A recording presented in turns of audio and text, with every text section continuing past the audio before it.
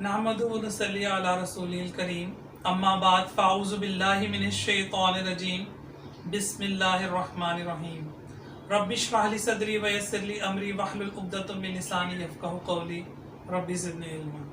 I am doctor Qaiser Akram, a microbiologist from US Lahore.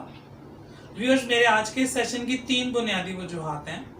पहली वजह ये क्योंकि कोरोना बहुत तेज़ी से फैल रहा है और मुसलसल फैलता जा रहा है। पहले हम सिर्फ न्यूज़ चैनल्स में देखते थे या अपने इर्द गिर्द या कहीं सोशल मीडिया से हमें पता चलता था कि इतने लोग कोरोना से इन्फेक्टेड हैं, लेकिन अब हमारे जानने पहचानने और खुदा न खास्ता घर में कोई ना कोई एक फर्द कोरोना से मुतासर है। तो मेरी आज की वीडियो बनाने का बुनियादी मकसद ये है कि हम ये देखें कि अगर कोई हमारा अपना कोरोना से मुतासर होता है तो हमें उसे किस तरह से डील करना है। व्यूअर्स, दूसरी बुनियादी वजह यह है इस वीडियो को बनाने की कि हमारा हेल्थ केयर सिस्टम इतना वसी और मुनज़्ज़म नहीं है कि वह एट द सेम टाइम इतने पेशेंट्स को डील कर सके। और हमें चाहिए कि हम हॉस्पिटल सिर्फ उस कंडीशन में जाएं जब सिवियरिटी बहुत ज़्यादा हो गई, ताकि हमारे हेल्थ केयर सिस्टम पर इतना लोड ना पड़े। तीसरी अहम बुनियादी वजह यह है क्योंकि इसकी कोई ट्रीटमेंट नहीं है और जिन बीमारियों की ट्रीटमेंट अवेलेबल नहीं होती उन्हें मैनेजमेंट से ठीक करना पड़ता है। तो मेरी आज की जो बातें बेसिकली वो एक पूरा पैकेज है जिसमें हम देखेंगे कि अगर पेशेंट हमारे पास है तो हमें उसे कैसे डील करना है, मैनेजमेंट से हम कितना कवर कर सकते हैं सो दैट अस्पताल जाने की नौबत ना आए। तो व्यूअर, सबसे पहले हम ये देखेंगे कि अगर हमारे इर्द गिर्द कोई शख्स खांसी, नज़ला, ज़ुकाम, बुखार और उसका सर दर्द हो रहा है और बुखार की वजह से उसका जिस्म दर्द हो रहा है, तो सबसे पहला काम हम ये करेंगे कि उसको आइसोलेट कर देंगे। Patient isolation is the first important step. Isolation के लिए ये ज़रूरी है कि अगर हम उसको घर की ऊपर वाली मंजिल में कोई कमरा दे दें, नहीं तो एक मंजिला घर है तो आप कोई कॉर्नर वाला रूम उसे दें और उस रूम में चीज़ें कम से कम हों। अगर कोई कारपेट है तो उसको वहां से उठा दें। सॉलिड ऑब्जेक्ट्स कमरे में कम से कम हों ताकि इन्फेक्शन और वायरस को हम किसी भी तरह से आगे ना फैलने दें। और बहुत अच्छा हो अगर इस कमरे के साथ अटैच बाथ हो। दूसरे नंबर पे नाज़रीन, आपने घर में से जो सेहतमंद, जिसका आप समझते हैं इम्यून सिस्टम सबसे बेहतर है, उसको उसका अटेंडेंट मुकर्रर कर दें। व्यूअर्स, यहाँ ये बात बहुत अहम है कि ऐसा तो नहीं होगा चूंकि हमारा अपना है, हमारा प्यारा है, हम उसको बिल्कुल आइसोलेटेड कर लें। जैसे सुनने में आता था कि अगर किसी को कोरोना हो गया तो आप उसे बिल्कुल अलग कर दें, उससे कोई राब्ता ना रखें क्योंकि इससे इन्फेक्शन फैल जाएगा। ऐसा नहीं है। उस पेशेंट को इस वक्त हमारी सबसे ज़्यादा ज़रूरत है। साइकोलॉजिकली, इमोशनली हमने उसके साथ रहना है, लेकिन सेंसिबली। अगर आप मेरी इस वीडियो को देखेंगे तो आपको पता चलेगा कि आपने कौन सी चीज़ों को जहन में रखते हुए उस पेशेंट के साथ डील कर। इस तरह आप देखेंगे पेशेंट भी ठीक हो जाएगा और इन्फेक्शन भी और नहीं फैलेगा। तो जैसे ही आप पेशेंट को आइसोलेशन दे देंगे, अब उसके साथ आपने एक काम करना है कि आपने डिटॉल और वाटर का एक सोल्यूशन बना लें या फिर क्लोरीन और वाटर का एक मिक्सर बनाएं और उनको, उस मिक्सर को आप एक स्प्रे बॉटल में डालकर और वक्तन उस पेशेंट के रूम में फ्लोर पे, फोमाइट्स पे, बेड शीट, सॉलिड ऑब्जेक्ट्स के ऊपर, डोर्स पे, डोर्स के लॉक्स पे, वॉशरूम में उसको करते रहें। और जो अटेंडेंट आपने मुकर्रर किया है पेशेंट के साथ इन कांटेक्ट रहेगा, उसके जाने से पहले हाथों पे, पाँव पे, जूते पे और आने के बाद अगेन उसके हाथों पे, कपड़ों पे और जूते पे वो स्प्रे कर दें। नाज़रीन, कोशिश करें कि उस पेशेंट के बर्तन डिस्पोजेबल कर दें इस ड्यूरेशन में, ताकि वो आए उसको वहीं से आप ट्रैश करें, बिन करें और उसको डिस्पोज ऑफ कर दें। पेशेंट के साथ आप एक शख्स जो कांटेक्ट में होगा वो पेशेंट के साथ जैसे ही कांटेक्ट में जाने लगे तो सारी पीपीईज को फॉलो करें। मसलन मास्क लगा लें, ग्लव्स पहने, हो सके तो ग्लासेस यूज करें, मास्क शीट, एक पूरी फेस शीट मिलती है, अगर वो यूज कर सके तो बहुत अच्छा है। और आने पे फौरी इन चीज़ों को डिस्पोज ऑफ कर दें। ये तो है वो मैनेजमेंटल चीज़ें जो आप उसके साथ रहते हुए जहन में रखेंगे। इन सब को फॉलो करने से मैं उम्मीद करता हूँ कि आप इन्फेक्शन को फर्दर फैलाएंगे नहीं। अब बात आती है उसके ट्रीटमेंट की तरफ। ट्रीटमेंट में हमने एक बात का ख्याल रखना है कि ट्रीटमेंट वुड बी सिम्टोमेटिक। जैसा मैंने अभी आपको बताया कि इसकी ट्रीटमेंट अवेलेबल नहीं है, तो सिम्टम्स के अकॉर्डिंगली हम पेशेंट को डील करेंगे। सबसे पहला काम ये होगा, चूंकि पेशेंट का दर्जा हरारत, उसका बुखार बढ़ता जा रहा है, तो हमने कोशिश करनी कि उसके बुखार को 100 से +2, 3, 4 पे ना जाने दें, क्योंकि ऐसा होने से, बुखार का ज्यादा होने से उसका इम्यून सिस्टम डिप्रेस होगा। तो उसको हर 4 और 6 घंटे के बाद पैनाडोल की 2 गोलियां देते हैं ताकि उसका बुखार जो है वो कंट्रोल में रहे।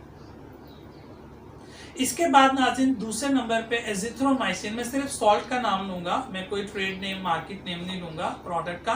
एजिथ्रोमाइसिन बहुत अच्छी, बहुत एक्सपीरियंस्ड है, लोगों ने किया और लोगों ने बताया एजिथ्रोमाइसिन को इसमें यूज करना बहुत इफेक्टिव है और ऐसे कोई साइड इफेक्ट्स भी नहीं है। तीसरे नंबर पे नाज़रीन विब्रामाइसिन एक अच्छा एंटीबैक्टीरियल है, वो इस्तेमाल करेंगे, क्योंकि बहुत से ऐसे बैक्टीरिया होते हैं जो अपॉर्चुनिस्टिक होते हैं। जैसे हमारा रेस्पिरेटरी सिस्टम चूंकि ऑलरेडी वायरस से इन्फेक्टेड है, वायरस ने उसको हाईजैक किया हुआ है और वो बेहतर नहीं है, इम्यून सिस्टम भी डिप्रेस है, तो ऐसे में दूसरे बैक्टीरिया जो नॉर्मली हमारे रेस्पिरेटरी सिस्टम में, बॉडी में मौजूद होते हैं, वो इन्फेक्शन को बढ़ाते हैं। तो हमने कोशिश करनी है कि इस वायरस के साथ साथ बैक्टीरिया कोई नुकसान देता है तो उसको मिनिमाइज कर सकें, सो दैट फर्दर जो एडवांसमेंट है डिजीज की वो ना हो, जैसे कोई निमोनिया या कोई ऐसी शक्ल से बचने के लिए। चौथे नंबर पे नाज़रीन पेशेंट को चूंकि इस सब के साथ साथ पेशेंट को आपने एजिथ्रोमाइसिन दे दी, विब्रामाइसिन दे दी, पैनाडोल दे दी, और इसके साथ चूंकि उसके गले में खराश है तो उसके लिए उसको फिक्सोफिनाडीन सॉल्ट है जो एंटी हिस्टामिन है, ये बहुत ज़रूरी है। तो आपने उसके गले को भी ठीक कर लिया सिम्टोमेटिकली, आपने उसके बुखार को भी ठीक कर रहे हैं, आपने एजिथ्रोमाइसिन और विब्रामाइसिन देके gram positive gram negative bacteria को भी कंट्रोल में रखना है। तो इस तरह से ये जो एक मिक्सचर ऑफ ट्रीटमेंट मैंने आपको बताया, इससे आप पेशेंट को घर में डील कर लेंगे सिम्टोमेटिकली, ताकि उसकी कंडीशन मजीद खराब ना हो। इसके बाद लास्ट में मैं आपको एक 5th मेडिसिन, लेकिन उससे पहले मैं ये कहूँगा कि इससे पहले आपको किसी डॉक्टर से कंसल्ट करना बहुत ज़रूरी होगा, क्योंकि देखा ये जा रहा है कि जो लोग कोरोना से मुतासर होते हैं उनके ब्लड क्लॉट कर जाता है उनके सिस्टम में, वेन्स में, और वो क्लॉटिंग फिर बाद में हार्ट से रिलेटेड इश्यूज देती है। तो ऐसे में बहुत ज़रूरी है कि डिस्पेरिन या एस्पिरिन कोई ऐसा सॉल्ट लिया जाए जो ब्लड थिनर के तौर पर ब्लड को थिन रखे। लेकिन उससे पहले चूंकि आप डॉक्टर को कंसल्ट करेंगे, डॉक्टर आपको 3 बुनियादी टेस्ट कहेगा, वो करने के बाद उनकी रिपोर्ट्स, उनके रिजल्ट्स ये तय करेंगे कि कितनी डोज में कौन सा ब्लड थिनर लेना होगा।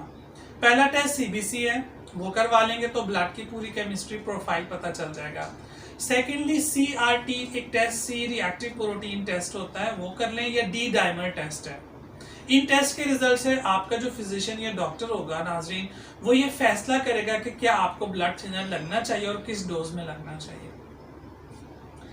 इसके साथ साथ अगर पेशेंट का पल्स रेट बढ़ता जाता है, यानी उसकी सांस लेने की मिकदार 1 मिनट में 20 से ज्यादा हो जाए, तो आपको कंसर्न होना पड़ेगा। एक ऑक्सीजन मीटर मिलता है, उसको फिंगर पे लगा लेते हैं, एक सेंसर होता है जो ब्लड में ऑक्सीजन सैचुरेशन लेवल बताता है। अगर वो 90 से ड्रॉप हो रहा है तो अब उसको सांस लेने में दुश्वारी है, patient needs to go to hospital. ऐसे केस में उसको हॉस्पिटल की जरूरत है। ये वो कंडीशन आएगी जब पेशेंट को हॉस्पिटल जाना है और मे बी उसको खुदा ना खास्ता वेंटिलेटर की जरूरत पड़े, अब वो हॉस्पिटल में उसका इलाज होगा। इसके अलावा कुछ होम रेमेडीज हैं नाजरीन जिनके बारे में बहुत सुना आपने, जैसे अदरक का कहवा इस्तेमाल किया जा सकता है, लेमन को वाटर में गर्म पानी में डाल के पिया जा सकता है, शहद को गर्म पानी में डाल के लिया जाए, या सिना मक्की आजकल आप सुन रहे हैं। तो मेरा जो जाती ख्याल है कि चूंकि इनके कोई साइड इफेक्ट्स नहीं हैं तो इनको इस्तेमाल करने से कुछ फ़ायदा ही होगा। इनमें कोई ऐसे वाइटामिन हैं जो इम्यूनो बूस्टर के तौर पे भी एक्ट करते हैं, और अगर ज़्यादा से ज़्यादा किसी का स्टमक अपसेट होगा तो उसको सिम्टोमेटिकली ठीक किया जा सकता है। तो ये वो सारी की सारी चीज़ें जिसमें शुरू में एहतियात और मेडिकेशन और लास्ट में फिर आप इसको होम रेमेडीज़ के साथ थोड़ा सा मैनेज करके ट्रीट कर सकते हैं। व्यूअर्स, ये तो वो चीज़ें थी जिनको इस्तेमाल करके आप एक ऐसी आइडियल मैनेजमेंट कर सकते हैं जिसमें परेशान होने की जगह आप पेशेंट को बाकायदा तौर पे डील करें और पेशेंट को अस्पताल जाने से बचा लें। लेकिन इसके साथ साथ मैं समझता हूँ एक बहुत इंपॉर्टेंट बात बताना कि अगर ये कोरोना कोई बीमारी है, वबा है, कोई आजमाइश है या कोई सज़ा है, ये जो भी है अल्लाह के हुक्म से है, और अल्लाह के हुक्म से इंसान सिर्फ आजिज़ी से ही सुरखरू हो सकता है। तो मैं चाहूँगा कि अगर हम उसकी रहमत के हसार में आएँ, और मैं आप सबसे दरख्वास्त करूँगा कि अगर हम कसरत से इस्तग़फ़ार करते रहें और हम दुरूद शरीफ पढ़ते रहें, तो मुझे यकीन है हम उसकी रहमत के हसार में होंगे, हम इसका आसानी से मुकाबला कर सकेंगे। मैं उम्मीद करता हूँ कि मेरी आज की इस वीडियो से आपको ज़रूर कोई फ़ायदा हासिल हुआ होगा। नेक्स्ट टाइम मैं कुछ और ऐसी बुनियादी हक़ाइक़ और कुछ साइंटिफिक इन्फॉर्मेशन लेके आपके सामने आऊँगा। जब तक अपना ख्याल रखिएगा। Stay safe, stay home, stay happy and healthy. Fee Aman Allah.